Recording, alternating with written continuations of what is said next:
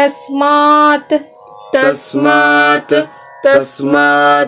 अज्ञानसम्भूतम्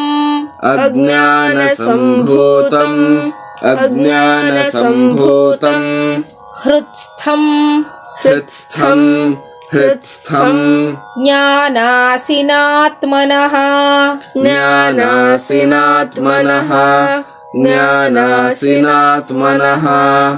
चित्वैनं संशयं योगम्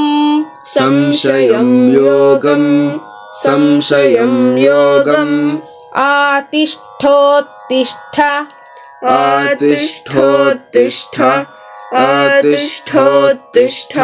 भारत तस्मादज्ञानसम्भूतम् हृत्स्थं ज्ञानासिनात्मनः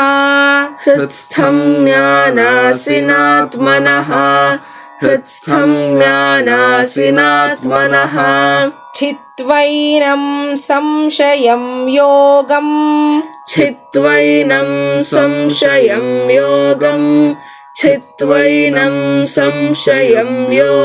आतिष्ठोत्तिष्ठ भारत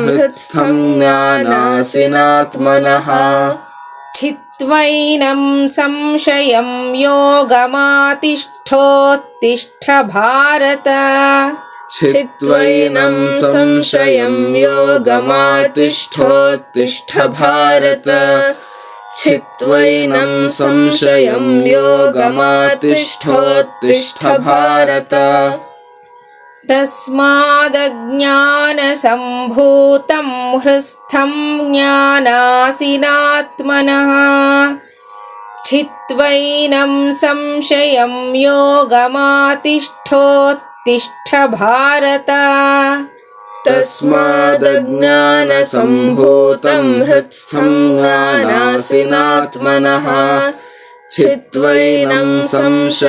योगमातिष्ठोत्तिष्ठ भारत तस्मादज्ञानसम्भूतं हृत्स्थं ज्ञानासिनात्मनः चित्वैनं संशयं योगमातिष्ठोत्तिष्ठ भारत ॐ तत्सदिति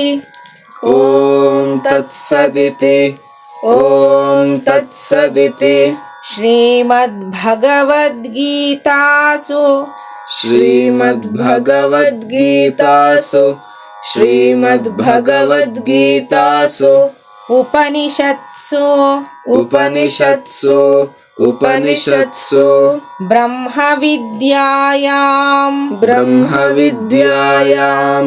ब्रह्मविद्यायां योगशास्त्रे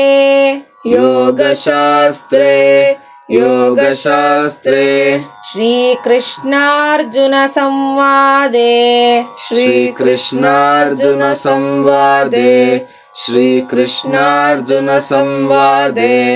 ज्ञानकर्म संन्यासयोगो नाम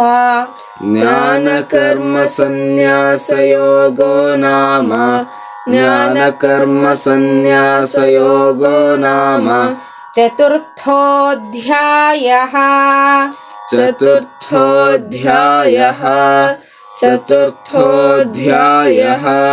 श्रीकृष्णार्पणमस्तु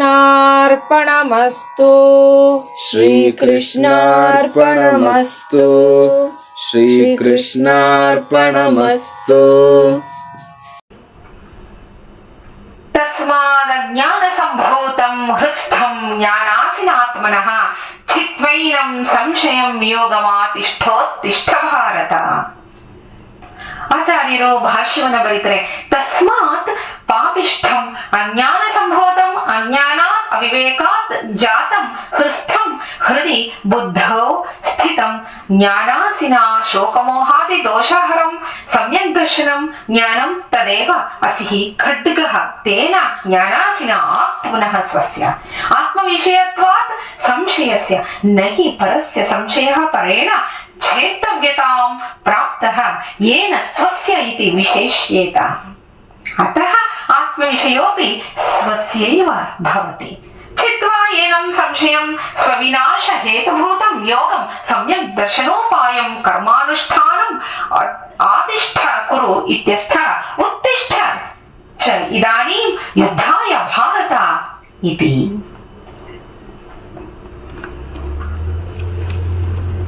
ಯುದ್ಧ ಮಾಡಲ್ಲ, ಇಷ್ಟು ಜನರನ್ನ ನಾನು ಸಾಯಿಸಬೇಕು, ಭಗವಂತ ನೀನು ಹೇಳಿದ ಜ್ಞಾನ ಕರ್ಮ ಎಲ್ಲವೂ ಸರಿ, ಆದ್ರೆ ನಾನು ಹೇಗೆ ಈ ನನ್ನ ಸ್ವಬಾಂಧವರ ಜೊತೆ ಯುದ್ಧವನ್ನ ಮಾಡಲಿ? ಭಗವಂತ ಎಷ್ಟು ಹೇಳಿದ್ರು ಅರ್ಜುನನಿಗೆ ಮತ್ತೆ ಮತ್ತೆ ಸಂಶಯ. ಯಾತಕ್ಕೋಸ್ಕರ ಇದೆಲ್ಲ ಮಾಡ್ಲಿ ಕೃಷ್ಣ? ಇವರನ್ನೆಲ್ಲ ನಾನು ಯುದ್ಧದಲ್ಲಿ ಸಾಯಿಸಿದ್ರೆ ನನಗೆ ಬರೋದಾದ್ರೂ ಏನು? ಅರ್ಜುನ ಕೇಳ್ತಾನೆ. ಅದಕ್ಕೆ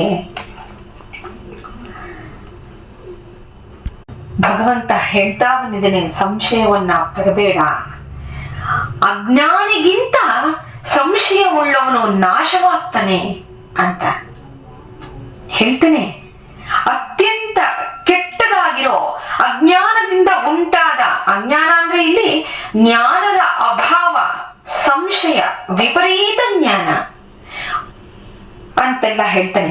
ಅವಿವೇಕದಿಂದ ಹುಟ್ಟಿರೋ ಆತ್ಮನ ಅಂದ್ರೆ ನಿನ್ನ ಸ್ವರೂಪ ವಿಷಯವಾದ ಸಂಶಯವನ್ನ, ಯಾಕಂದ್ರೆ ಸಂಶಯ ಆತ್ಮ ವಿಷಯವಾಗಿದೆ. ಶೋಕ ಮೋಹ ಮುಂತಾದ ದೋಷಗಳನ್ನ ತೊಲಗಿಸೋ ಸಮ್ಯಕ್ ದರ್ಶನವೇ ಜ್ಞಾನ ಅಂತ ಹೇಳ್ತಾನೆ. ನಿನಗೆ ಯಾಕೆ ಅರ್ಜುನ ಇಷ್ಟೊಂದು ಶೋಕ, ಇಷ್ಟೊಂದು ಮೋಹ ಇವರುಗಳ ಕಂಡರೆ? ಯಾವುದಕ್ಕೂ ತಕ್ಕವರಲ್ಲ ಇವರು. ಜ್ಞಾನದಿಂದ ಯೋಚನೆ ಮಾಡು, ನಿನ್ನಲ್ಲಿ ತಿಳುವಳಿಕೆಯನ್ನ ತನ್ಕೋ, ಅರಿವನ್ನ ಮೂಡಿಸ್ಕೋ. ಎಲ್ಲವನ್ನು ಈ ಬಾಹ್ಯ ಕಣ್ಣುಗಳಿಂದ ನೋಡಬೇಡ, ಅದು ಮೋಹವನ್ನ ವ್ಯಕ್ತಪಡಿಸತ್ತೆ. ಜ್ಞಾನದಿಂದ ನೋಡು, ಜ್ಞಾನ ಚಕ್ಷುವನ್ನ ನೀನು ತೆರೆದು ನೋಡು. ಆ ಜ್ಞಾನ ಅನ್ನೋದೇ ಹಸಿ, ಅಂದ್ರೆ ಹಸಿ ಅಂದ್ರೆ ಕತ್ತಿ ಅಂತ. ಆ ಜ್ಞಾನ ಅನ್ನೋದೇ ಹಸಿ. ಆ ಜ್ಞಾನಾಸಿಯಿಂದ ಸಂಶಯವನ್ನ ಕತ್ತರಿಸಿಕೊಂಡು ಶೋಕ ಮೋಹಗಳನ್ನ ತೊಲಗಿಸಿಬಿಡು. ನಿನ್ನ ನಾಶಕ್ಕೆ ಕಾರಣವಾಗಿರೋ ಈ ವಿಷಯ ಸಂಶಯವನ್ನ ಕತ್ತರಿಸಿ ಯೋಗವನ್ನ ಅಂದ್ರೆ ಸಮ್ಯಕ್ ದರ್ಶನಕ್ಕೆ ಉಪಾಯವಾಗಿರೋ ಕರ್ಮಾನುಷ್ಠಾನವನ್ನ ಸ್ವೀಕರಿಸು ಅಂತಾನೆ ಭಗವಂತ. ಏನು ಅನುಷ್ಠಾನ ಅನ್ನೋ ಪದವನ್ನ ಕೇಳಿರ್ತೀವಿ. ಈ ಅನುಷ್ಠಾನ ಅನ್ನೋ ಪದ, ಅದನ್ನ ಕೇಳಿದ್ರೇನೆ ಮೈ ಜುಮ್ಮನ್ನತ್ತೆ. ಯಾಕೆ ಅಂದ್ರೆ ಅನುಷ್ಠಾನವಂತ ಅಂತ ಅಂದ್ರೆ ಅಲ್ಲಿ ಶ್ರದ್ಧೆ, ವಿವೇಕ, ವಿನಯ, ಜ್ಞಾನ ಪ್ರತಿಯೊಂದು ಸೇರ್ಕೊಳ್ಳುತ್ತೆ. ಅನುಷ್ಠಾನ ಅಂದ್ರೆ ಏನೋ ಒಂದು ಕೂತ್ಕೊಂಡು, ನಿತ್ಯಾನುಷ್ಠಾನ ಅಂತ ಹೇಳಬೇಕು ಅಂತಂದ್ರೆ ಎಲ್ಲೋ ಕೂತ್ಕೊಂಡು, ಹೇಗೋ ಕೂತ್ಕೊಂಡು ಒಂದು ಸಂಧ್ಯಾವಂದನೆ ಮಾಡ್ಬಿಡೋದು ಅಂತ ಅಲ್ಲ. ಸಂಧ್ಯಾವಂದನೆ ಒಂದು ಅನುಷ್ಠಾನ ಅಂತ ಯಾಕೆ ಹೇಳಿದ್ದಾರೆ ಅಂದ್ರೆ ಅಲ್ಲಿ ಎಷ್ಟೊಂದು ವಿಷಯಗಳು ಬರುತ್ತೆ, ಎಷ್ಟೊಂದು ವೇದಾಂತ ಬರುತ್ತೆ, ಎಷ್ಟೊಂದು ಕರ್ತವ್ಯಗಳು ಬರುತ್ತೆ, ಎಷ್ಟೊಂದು ಯೋಗಗಳು, ಅಂದ್ರೆ ಯೋಗ ರೀತಿಯಾಗಿ ಏನು ಪಡ್ಕೋಬೇಕು ಅದನ್ನು ಕೊಡ್ತಾ ಹೋಗುತ್ತೆ ಅನುಷ್ಠಾನ ಅನ್ನೋದು. ಅದು ಒಂದು ಆಚರಣೆ, ಅದು ಜ್ಞಾನದಿಂದ ಅದನ್ನ ಆಚರಿಸಬೇಕು, ಜ್ಞಾನವಂತನಾಗಿ ಆಚರಿಸಬೇಕು, ಸಂಶಯ ಇರಬಾರದು. ಅದಕ್ಕೆ ಪ್ರತಿಯೊಂದು ರಹಸ್ಯಗಳನ್ನ ನಿತ್ಯಾನುಷ್ಠಾನಗಳಲ್ಲಿ ತುಂಬಿದ್ದಾರೆ. ಅದಕ್ಕೋಸ್ಕರವೇ 3 ಹೊತ್ತು ಆ ಅನುಷ್ಠಾನವನ್ನ ಮಾಡಬೇಕು. ಮಾಡಬೇಕು ಅಂತ ಹೇಳಿರೋದು. ನಿತ್ಯಾನುಷ್ಠಾನ ಅಂದ್ರೆ ಸಂಧ್ಯಾ ವಂದನೆಯನ್ನ ತ್ರಿಕಾಲಗಳೆಲ್ಲ ಮಾಡಬೇಕು ಅಂತ ಅದಕ್ಕೋಸ್ಕರವೇ ಹೇಳಿರೋದು. ಯಾಕೆ? ಅದರಿಂದ ಜ್ಞಾನ ದೊರಕತ್ತೆ. ಹೇಗೆ ಜ್ಞಾನ ದೊರಕತ್ತೆ? ಅದರಲ್ಲಿ ಉಪಾಸನೆಯೇ ಸೂರ್ಯೋಪಾಸನೆ ಬರುತ್ತೆ, ಗಾಯತ್ರಿ ಬರುತ್ತೆ, ಗಾಯತ್ರಿ ಮಂತ್ರಾನುಷ್ಠಾನ. ಅದರಿಂದ ಅಲ್ಲವೇ ಜ್ಞಾನ ದೊರಕೋದು. ಹಾಗೆ ಇಲ್ಲಿ ಹೇಳ್ತಾ ಇದ್ದಾನೆ, ನಿನಗೆ ಅನುಷ್ಠಾನ ಮುಖ್ಯ. ಎಂತಹ ಅನುಷ್ಠಾನ? ಭಗವಂತ ಹೇಳ್ತಿರೋದು ಕರ್ಮಾನುಷ್ಠಾನ ನಿನಗೆ ಮುಖ್ಯವಾಗಿರೋದು. ಈಗ ಇಲ್ಲಿ ಯುದ್ಧ ರಂಗದಲ್ಲಿ ಕೂತ್ಕೊಂಡು ನೀನು ಮಾಡ್ಬೇಕಾಗಿರೋದನ್ನ ಇಲ್ಲ ನಾನು ಮಾಡಲ್ಲ ಅಂತಂದ್ರೆ ನೀನು ಹೇಳಿ ಅಲ್ವೇ ಅರ್ಜುನ? ನಿನ್ನ ಭಗವಂತ ಇಲ್ಲಿ ಅರ್ಜುನನ ಮಾನಸಿಕತೆಯನ್ನ ಅವನ ಮನಸ್ಸಿನಲ್ಲಿ ಇರೋ ಅಂತ ಹೇಳಿತನವನ್ನ ಹೋಗ್ಲಾಡಿಸ್ತಾ ಇದ್ದಾನೆ. ಅದಕ್ಕೆ ಹೇಳ್ತಾನೆ ಕರ್ಮಾನುಷ್ಠಾನವನ್ನ ಸ್ವೀಕರಿಸು ನೀನು. ಅನುಷ್ಠಾನ ಅಂದ್ರೆ ಆಚರಣೆ. ಅದು ಜ್ಞಾನದಿಂದ ಕೂಡಿರಬೇಕು, ಶ್ರದ್ಧೆಯಿಂದ ಕೂಡಿರಬೇಕು, ಆತ್ಮವಿಶ್ವಾಸದಿಂದ ಕೂಡಿರಬೇಕು. ಇದನ್ನ ಪಡೆದೇ ಪಡಿತೀನಿ ಅನ್ನೋ ಆತ್ಮವಿಶ್ವಾಸ ಅಲ್ಲಿರಬೇಕು.